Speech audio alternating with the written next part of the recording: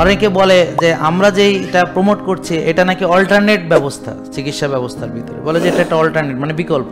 আসলে এটা মূল ধারা। আর যারা এগুলো মানতে পারবে না, তো তারা যেহেতু মানতে পারবে না তাদের জন্য শাস্তি, ওষুধ, ইনজেকশন, হ্যাঁ এগুলো হলো অল্টারনেট। যে তুই যেহেতু মানতে পারবেন তো ওষুধ খা, অপারেশন কর, মানে ওটা হলো অল্টারনেট ব্যবস্থা, বিকল্প ব্যবস্থা। যেহেতু পারবি না তো ওষুধ খা। আমরা এসে বলে স্যার আমার সময় নেই তো ওষুধ খা, আমি দেশি মুরগির ডিম পাবো না ওষুধ খা, আমি ব্যায়াম করতে পারবো ওষুধ খা, আমার ঘুমের টাইম নেই ওষুধ খা, খা তুই পারবি না ওষুধ খা, এটা তো পারবি তো খা, তারপরে কি হবে এটা পরে দেখতে পারবি, দিন যা যাইতে দে।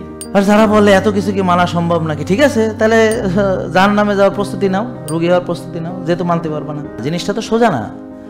জান্নাত কি ছেলের হাতের মোয়া নাকি যে তোমারে দিয়ে দেওয়ার জন্য আল্লাহ বসে রয়েছে? আল্লাহ বলছেন না তোমাদেরকে পরীক্ষা না হবে, সূরা বাকারাতে বলছেন তোমাদের ধন সম্পদের ক্ষতির মাধ্যমে বা বিভিন্ন রকম বিপদ আপদের মাধ্যমে পরীক্ষা ছাড়া জান্নাতে দেবে। ফাইজলামি পাইছো নাকি, মানে এটা কি সম্ভব নাকি?